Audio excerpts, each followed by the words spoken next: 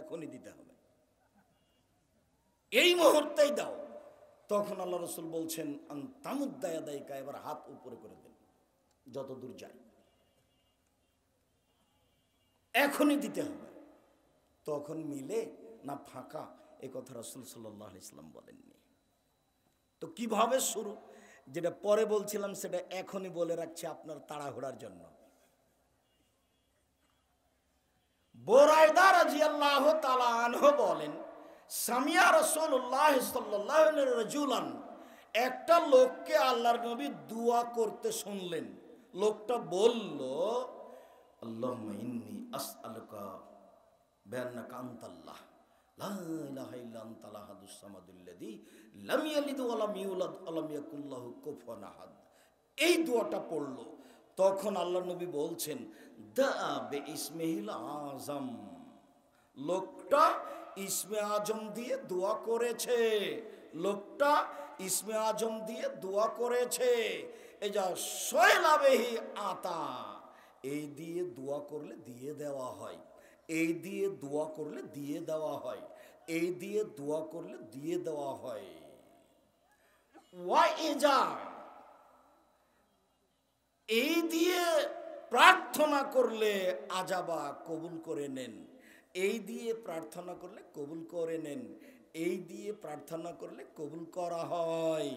এর নাম ইসমে আজম, এর নাম ইসমে আজম। উমর রাদিয়াল্লাহু তাআলা আনহু বলেন, রাসূল সাল্লাল্লাহু আলাইহি সাল্লাম বলেছেন, আদ-দুআ বাইনাস সামাই ওয়াল আরদি মাওকুফুন, আসমান জমিনের মাঝে দোয়া ঝুলন্ত আছে, লা ইয়াসাদ, উপরে যাবে না, হাত্তা তুসাল্লি আলা নবিকা, যতক্ষণ পর্যন্ত তুমি তোমার নবীর উপরে দুরূদ না পড়ো, দোয়ার উপরে যাবে না, যেতে পারবে না। কেন? দুরূদ পড়া নাই সেজন্য।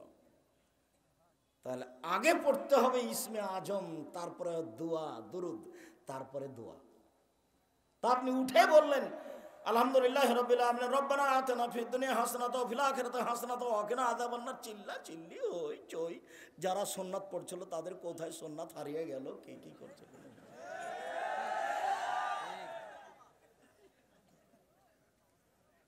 হাত তুলে দেওয়া ব্যক্তিগত ব্যাপার। এই ছেলে, এক খেলে আমার দিকে চেয়ে থাকবে, আপনি আমার দিনী ভাই, আপনাকে আন্তরিকভাবে অনুরোধ জানাচ্ছি, এক খেলে আমার দিকে চেয়ে থাকবেন, এমনভাবে বসে থাকবেন বা দাঁড়িয়ে থাকবেন পাখি যেন মনে করে আপনি পাথর। আর কেউ কারো গায়ে হাত দিয়ে অমনোযোগী হবেন না কোনো সময়। আমি আপনার জন্য এসেছি অনেক কষ্ট করে, ঢাকা থেকে বিমানে এসে রাজশাহীতে নেমেছি, রাজশাহী থেকে গাড়িতে আমি এখানে এসেছি।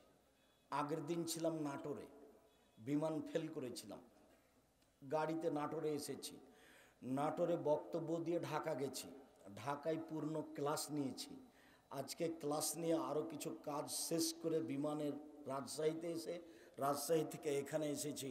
আপনি আমাকে আপনার ক্লান্তি দেখায়েন না, আমি আপনার চেয়ে বেশি ক্লান্ত। কাজেই দয়া করে কিছুক্ষণ অপেক্ষা করবেন। উপস্থিত বৈঠকের মুসলিম বোন, আপনার কাছে আমি লজ্জাবোধের দাবি রাখি, আপনি কারোর সাথে কথা বলবেন না। আর একজন মহিলা যদি আপনার গায়ের উপরে চড়ে চলে যায় তবে আপনি মুখ খুলবেন না। আপনি আমার দিনী বোন, আপনাকে আমি অনুরোধ জানাচ্ছি, হে মেঘ, তোমাকে চুপ থাকতে বলছি, যে কথা বলছো কেন? শরম পাও না? একটু শরম করো না কেন? ইতস্তবোধ করো না কেন? লজ্জাবোধ করো না কেন? পশু প্রাণী মনে করো নিজেকে? গরু ছাগল মনে করো? বুঝেও বোঝে না ওরা, অন্তর আছে বোঝে না, দেখেও দেখে না ওরা, চক্ষু আছে দেখে না, শোনেও শোনে না ওরা, কান আছে শোনে না। উলায়েকা কালানাম, তারা পশু প্রাণীর মতো, তারা গরু ছাগলের মতো, তারা কুকুর শ্রীগলের মতো, বালহুম আদাল, বরং তার চেয়ে খারাপ। মানুষকে আল্লাহ গরু ছাগল বলছেন, পশু প্রাণীর মতো বলছেন। নিজেকে মানুষ মনে করবেন, পশু প্রাণী মনে করবেন না। বক্তব্য শুনতে এসেছেন, কষ্ট হোক সৃষ্ট হোক, দেখতে পান আর না পান, কিছুক্ষণ অপেক্ষা করেন, এক পায়ে দাঁড়িয়ে থাকেন জায়গা না থাকলে। এখন তো এদের কাছে যদি জায়গার দাবি চান তো এরা দিতে পারবে না, অতএব সে দাবি চলবে না, যেটা হবে না। এসেছি কষ্ট করে, কিছুক্ষণ অপেক্ষা করি। আমার পক্ষ থেকে আপনাদেরকে আন্তরিকভাবে অনুরোধ রইল। সব কিছুই চাইতে হবে আল্লাহর কাছে। তাহলে এই চাওয়ার পদ্ধতি শেষেও বলবো, এখনো বলে রাখলাম, হাত তুলে চাওয়ার পদ্ধতি স্বাভাবিক চাওয়া এইভাবে, এখনই দিতে হবে সেটা এইভাবে। আগে হবে ইসমে আজম, তারপরে দরুদ, তারপরে নিজের কথা যেটা বলতে চাচ্ছেন, চুপে চুপে কান্নাকাটি করে দুই চোখের পানি ঝরবে। এবার চলেন, আবু হুরায়রা রাদিয়াল্লাহু তাআলা আনহু বলেন, গরম পানির ব্যবস্থা। আবু হুরায়রা রাদিয়াল্লাহু তাআলা আনহু বলেন, রাসূল সাল্লাল্লাহু আলাইহি ওয়াসাল্লাম বলেছেন, মান লাম ইয়াসআলিল্লাহ একযাব আলাইহি, কেউ যদি আল্লাহর কাছে না চায় তো আল্লাহ তার উপরে অসন্তুষ্ট হন। চাইতে হবে, না চাইলে আল্লাহ অসন্তুষ্ট হন। রাসূল সাল্লাল্লাহু আলাইহি ওয়াসাল্লাম বলেন, লাইসা শাইউন আকরামা ইনদাল্লাহি মিনাদ দুআ, দোয়া প্রার্থনা চাওয়া কাজটা আল্লাহর কাছে যত প্রিয়, পৃথিবীর কোনো কাজ আল্লাহর কাছে তত প্রিয় নয়। 5 ওয়াক্ত সালাত আল্লাহর কাছে তত প্রিয় নয়, চাওয়া কাজটা যত প্রিয়। যদিও 5 ওয়াক্ত সালাত আদায় না করলে মানুষ মুসলমান থাকে না।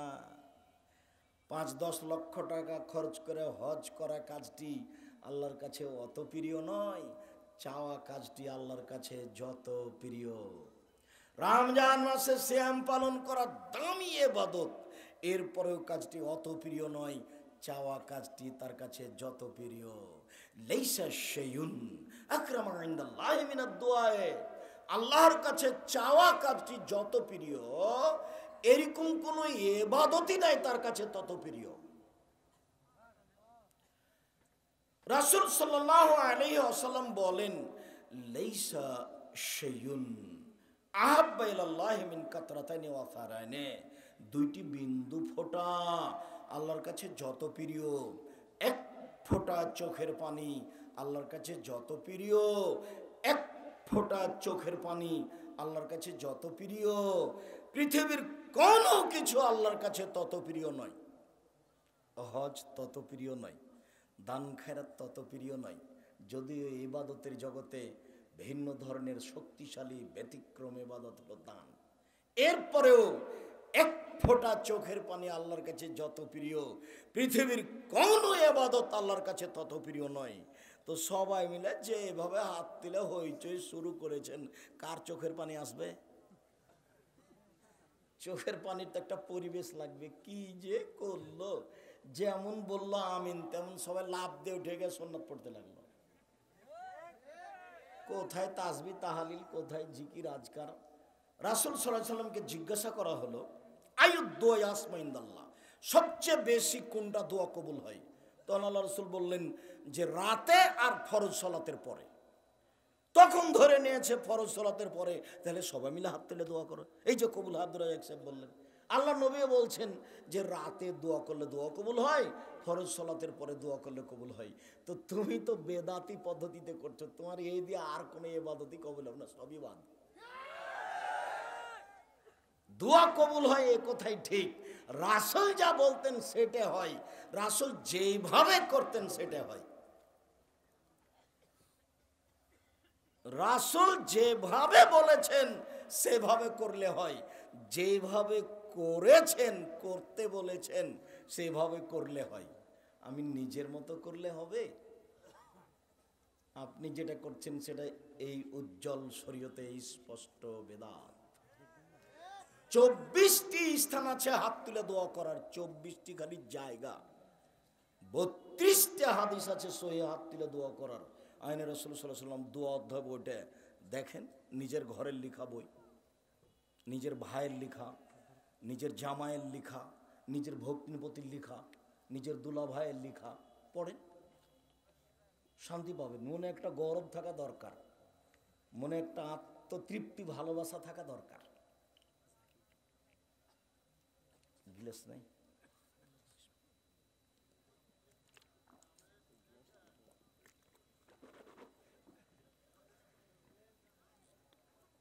সম্মানিত দিনী ভাই বোন, আবু হুরায়রা রাদিয়াল্লাহু তাআলা আনহু বলেন, রাসূল সাল্লাল্লাহু আলাইহি ওয়াসাল্লাম বলেছেন, মাই ইউহিব্বু আই ইস্তাজিবাল্লাহু তাআলা দুআ, কেউ যদি ভালোবাসে যে আল্লাহ তার দোয়া কবুল করুক, ফিসাদায় বিপদে পড়ে চাই যে আমার দোয়া কবুল করুক, আল্লাহ আমার ছেলে বিপদে পড়েছে, তুমি দোয়া আমার কবুল করো, আল্লাহ আল্লাহ আমি খুব বিপদে পড়েছি, তুমি আমাকে উদ্ধার করো। এই বিপদে পড়ে যে দোয়া কবুল করা আল্লাহর কাছে চাই, ভালোবাসে, ফায়ুকসুর দোয়া ফির রাখায়, যখন সে ভালো আছে তখন যেন বেশি বেশি দোয়া করে, যখন সে ভালো আছে তখন যেন বেশি বেশি দোয়া করে, যখন ও ভালো আছে তখন যেন বেশি বেশি দোয়া করে, যখন কোনো সমস্যা নেই তখন বেশি বেশি দোয়া করলে কোন সময়ে দোয়া কবুল হবে? তাড়াতাড়ি বিপদে। মনে থাকবে না মনে হয় ইনশাআল্লাহ? তাহলে ভালো অবস্থায় দোয়া করেন বেশি বেশি, তাহলে বিপদে পড়ে যদি বলেন আল্লাহ বিপদে পড়েছি বাঁচাও, তখন আল্লাহ কবুল করবেন। আর এ তো মহিমাগঞ্জ বাড়ি যৌতুক নিয়েছে, এর দোয়া তার কবুল হবে না। আবু হুরায়রা রাদিয়াল্লাহু তাআলা আনহু বলেন, রাসূল সাল্লাল্লাহু আলাইহি ওয়াসাল্লাম বলেছেন, ইন্নাল্লাহা তাইয়্যিব, আল্লাহ হচ্ছেন পবিত্র, লা ইয়াকবালু ইল্লা তাইয়্যিবান, আল্লাহ পবিত্র ছাড়া কবুল করেন না।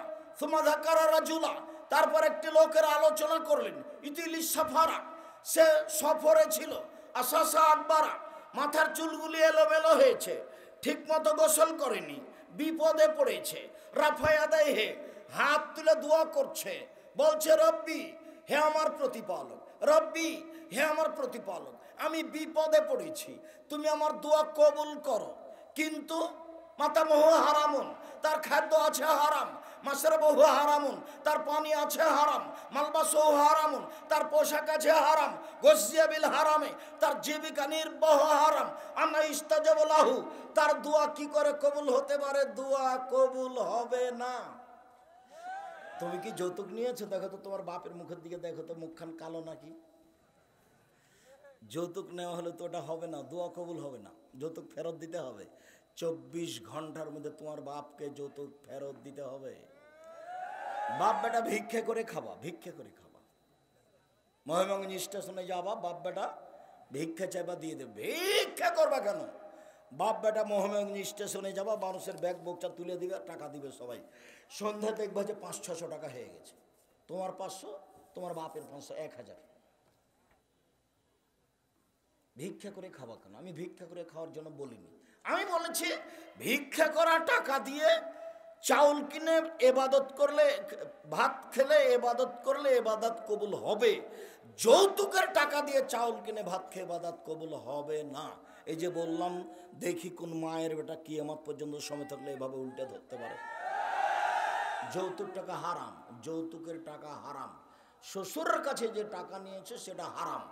আরো জরুরি যে গাইবান্ধা গোবিন্দগঞ্জ মানে হলো এই যে বোনকে জমি দেবে না, বোনকে জমি দেবে না। ভবিষ্যৎ কোনো সময় যদি বোন জমি চায় তাহলে বলবে আর কোনোদিন বাড়িতে আসবি না, যা 500 টাকা দিচ্ছি হাতে করে চলে যা, আর কোনোদিন এই বাড়িতে আসিস না। চাওয়া মানে সম্পর্ক ছিন্ন করা, এটা কাবিরা গুনহা, ওটাও কাবিরা গুনহা, এটাও কাবিরা গুনহা, ওটাও কাবিরা গুনহা, ওটা হারাম আর এটা হলো হক নষ্ট। জাহান্নামে চলেই গেছে তো ঢোকেনি কেন? মরেনি এই জন্য। দুটাই আজ থেকে ত্যাগ করতে হবে, দুটাই জরুরিভাবে ত্যাগ করতে হবে। হাত তুলে আপনি দোয়া করেন, দেখেন বিদেশে আছে হাত তুলে দোয়া করছে। রাসূল সাল্লাল্লাহু আলাইহি ওয়াসাল্লাম বলছেন, সালাসু দাওয়াতিন মুস্তাজাবাতুন, 3 শ্রেণীর মানুষের দোয়া কবুল হবেই হবে, 3 শ্রেণীর মানুষের দোয়া কবুল হবেই হবে, 3 শ্রেণীর মানুষের দোয়া কবুল হবেই হবে। 1, দাওয়াতুল ওয়ালিদ, বাপ মায়ের দোয়া ছেলে মেয়ের বিরুদ্ধে। 2, দাওয়াতুল মাজলুমে, মাজলুমের দোয়া, যার জমি দখল করে নিয়েছেন তার দোয়া, শ্বশুরের কাছে জোর করে টাকা নিয়েছেন তারই বদদোয়া, মাজলুমের দোয়া তাড়াতাড়ি কবুল হবে। 3, দাওয়াতুল মুসাফির, মানুষ যদি সফরে থাকে আল্লাহকে বলে, তাহলে আল্লাহ তার কথা মেনে নেবেন। এই দেখেন লোকটা সফরে আছে, লম্বা সফর, ঠিক মতো গোসল করেনি, মাথার চুল এলোমেলো, হাত তুলে দোয়া করছেন, আল্লাহ তুমি আমাকে বিপদ থেকে বাঁচাও। কিন্তু দোয়া কবুল হলো না। দোয়া কবুল কেন হলো না? খাদ্য আছে হারাম, পানি আছে হারাম, পোশাক আছে হারাম, জীবিকা নির্বাহ হারাম, আরো সমস্যা আছে, এলাকায় কিস্তি আছে, কিস্তিতে টাকা উঠায়, সুদ। তাহলে কিভাবে দোয়া কবুল হবে? আপনি নামাজের পরে তো বেদাত করে ঝরে তো হবেই না। রাতের অন্ধকারে যখন দোয়া কবুল হয় তখন করলে হবে না। দেখবেন রাতের 3/2 পার হয়ে গেলে তো দোয়া কবুল হয়। এদিকে এদিকে দেখেন, এই ছেলে এদিকে খেয়াল করো। আবু হুরায়রা রাদিয়াল্লাহু তাআলা আনহু বলেন, রাসূল সাল্লাল্লাহু আলাইহি ওয়াসাল্লাম বলেছেন, ইয়ানজুলু রাব্বুনা তাআলা ইলা সামাইদ দুনিয়া হিনা ইয়াবকা রাসূলুল্লাহ ইলাল আখির। রাতের যখন 3/2 পার হয়ে যায়, রাতের যখন 3/2 পার হয়ে যায়, তখন আল্লাহ সপ্তম আকাশ থেকে প্রথম আকাশে নেমে আসেন। এই ছেলে, তোমরা যারা সহযোগিতা করছো মুখে কথা বলো কেন? মুখে কথা বললে